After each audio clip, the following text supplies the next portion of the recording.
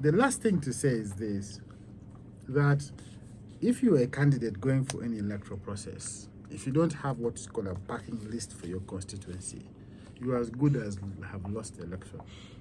Because you don't know how many ballot papers have been printed for your constituency. Because if you knew, then you would then be able to say, if we have more ballot papers than what was printed, then you begin to ask, where did they come from?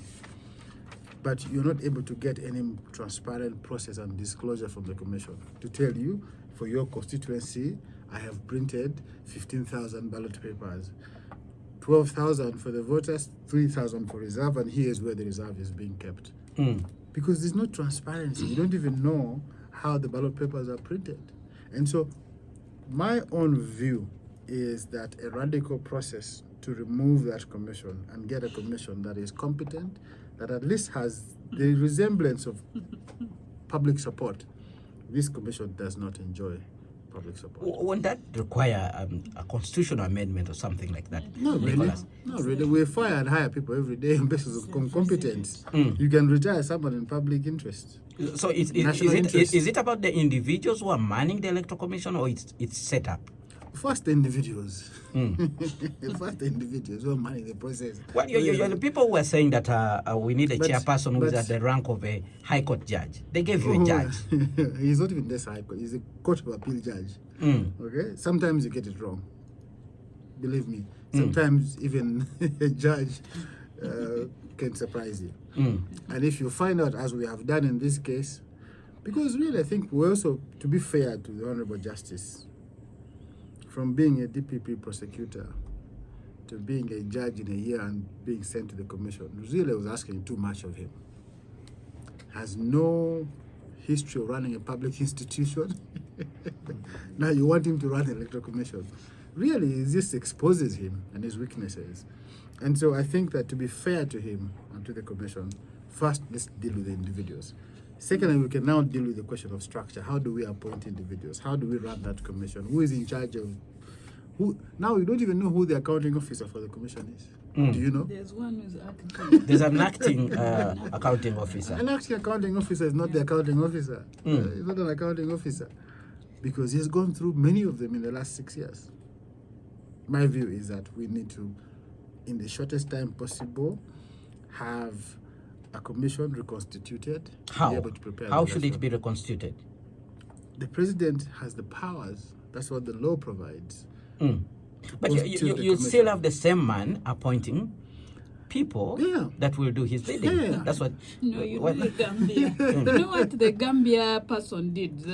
When was he Yahya Yahya Jammeh. He announced the one who won, who was not Yahya Jammeh, and left the country. He did his part and left because he knew the consequences.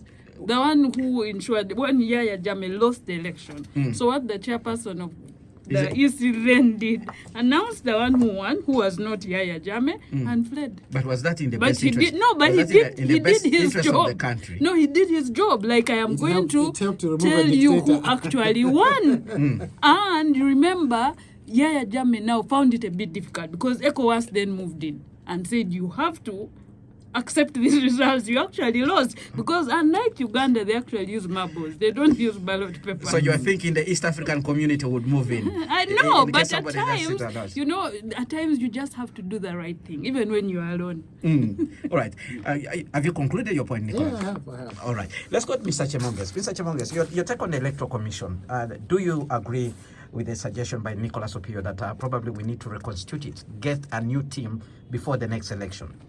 I think that when we assess what the problem is, we can have a new commission and may still face the same challenges. So you find that you have a new commission facing the same challenges and will still require and demand for a change.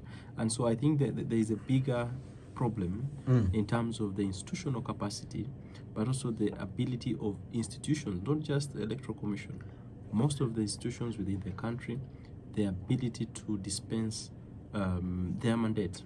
We've just concluded discussions around security, and part of that was the concerns around the ability of these ministries, Ministry of Internal Affairs, Ministry of Defense, to have a say and have very firm positions in terms of what's happening in the country. And the same is reflected in the Electoral Commission. And so we have a fundamental problem in the ability of institutions to independently execute their mandate. And that extends to the Electoral Commission. And so I think that the other discussion would also extend to what extent or what is the parameter for determining incompetence of the Electoral Commission. As citizens, I think that it's true that there are substantial areas that the Electoral Commission is lacking. But to those that appoint this commission, what parameters do they use in determining competence? Do they feel that the commission is incompetent? I don't think so. I think that sometimes the incompetence to whom it benefits may not agree with the disbandment of that commission. But also, more importantly, we've just concluded discussions around the electoral reforms and how those have been frustrated, including questions to do with the upcoming general election. So we find that there are bigger problems beyond what the commission is in terms of its ability to execute this. There is something you want to say, if I'm reading you right, but you're not saying it clearly. Are you saying regardless of who heads the Electoral Commission, we may not see any better results as long as people who are in charge are still in office today? Is that what you're trying to say? That is true. To say that the problem is bigger than the commission, and that we must look at looking at curing the problem. Otherwise, we'll have Nicholas here as the chair I of will the not commission, ask you how you want us to and cure the problem. may still face the same challenges. All right. Yeah. Let's hear now from Honorable Simon Mulongo. Honorable Mulongo, your quick take on the Electoral It Commission. shouldn't be quick. I want to talk as long as others. All right. First of all, Should I say you have the rest of some of the? the- Should I say you have the rest of the day? no, you can't do that. All right. We have to be fair. Eh. There was an earlier question where they said, how does the president sustain his activities in by-elections and who supports him? I can say that we do, as NRM members, contribute a lot of money to the party. And members of parliament, for example, have a huge amount of millions that they contribute per month from their salary to the coffers of the party.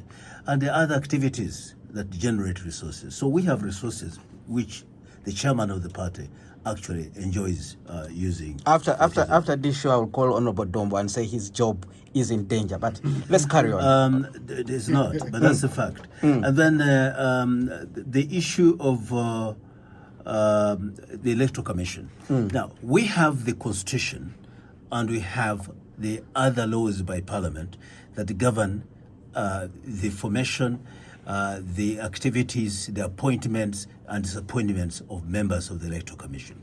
And the government uses that law to the letter and spirit to elect people who are competent to the letter and spirit of the law. The Justice Simon Yawakama is one of very competent people that this country has had. He's a very resourceful person. He's an agile, hardworking gentleman. And his qualifications are well in line with the law. Why do I hear some people say he's not at the level of, there's an individual, is it Stephen Akaboy, something like that? What's it? Yeah, I don't know. but you see, I don't know why. I don't know why they want to compare him with him. Definitely, people can compare. My senior brother, late Akaboy, was a teacher, an English teacher, and at that time, our constitution was not in place when we defined the qualifications for the chairperson of the Electoral Commission. Is it about the qualifications or the work they are able to channel? Both. It's both. This gentleman is not only well educated, he has very good letters after his name. He has gone through the rigors of appointment in courts of judicature, therefore which is aligned well with the law. And having headed courts, systems in this country, and has really delivered judgments that are on record to talk about. I'll allow you to carry on. I should not have a monologue with you. The issue with because I was about to tell you we are now talking about elections and not court yes, judgments. but I'm talking about yes, judgment. That's part of the judgment. When you're a leader, you must make judgment. Let's look at issues are brought to you. Challenges are brought to you. The quality of elections. The quality of elections is what matters now. Of course. Honorable Mulongo. Yes, I can tell you that even the KAWEMPE elections, which has been given all sorts of names, the chairperson and his commissioners delivered outcomes that were believed and agreed to by all the contestants. Nobody has contested the outcome of elections not in the KAWEMPE. Before we went in for elections, there was a lot of pulling of strings. But at the end of the day, when they declared the winner, everybody affirmed the outcome of elections. Right. There's nothing as good as having a resounding affirmation by the actors in a matter, and they said, yes, we agree, what you did is well. And of course, they mentioned the issue of Professor Kamba.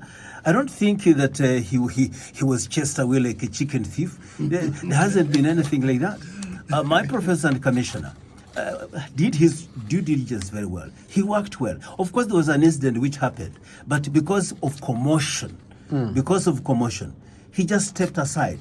So, because a person of his stature and an official as such, to be engulfed into physical confrontation, it wouldn't have augured well with him. So you cannot call that to mean that he ran away. He never ran away. All right, Spectrum Extra on Radio 1 FM 90. Let's take a break now. When we return, we'll move into another area and look at why journalists are being targeted, but we also have the take from Perry on the issue of the Electoral Commission. Now, stay tuned. Radio 1 FM 90 Spectrum Extra continues after this break. Let's call it color.